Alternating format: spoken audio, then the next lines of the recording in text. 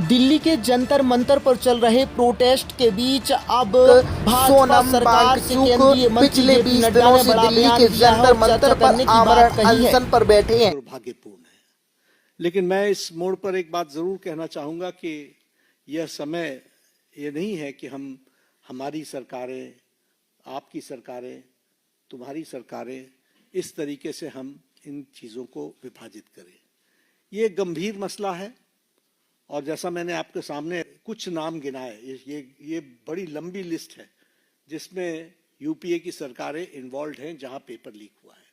लेकिन हम आरोप प्रत्यारोप से बाहर निकल करके हमें इस पर चर्चा करनी चाहिए और चर्चा करने का जो सबसे अच्छा माध्यम है वो है सदन, वो है पार्लियामेंट। और हम चर्चा के लिए तैयार हैं। गहन चर्चा हो, गहन चर्चा के माध्यम से इसकी बारीकियों में हम जाएं।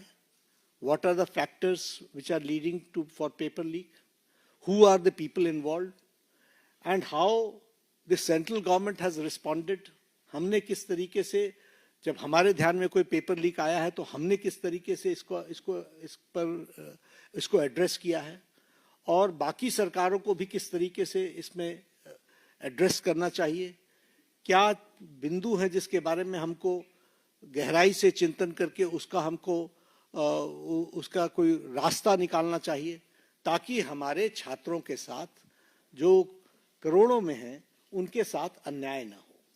और भारतीय जनता पार्टी एनडीए इस मामले में मोदी जी के नेतृत्व में बहुत गंभीर है और बहुत गंभीरता से हमने इन विषयों को लिया है और इसीलिए हमने चाहा है कि संसद में इसकी चर्चा हो। Short duration discussion, long duration discussion, business advisory committee में आप तय करो कितना समय आपने लेना है, 12 घंटे लेना है, 18 घंटे लेना है।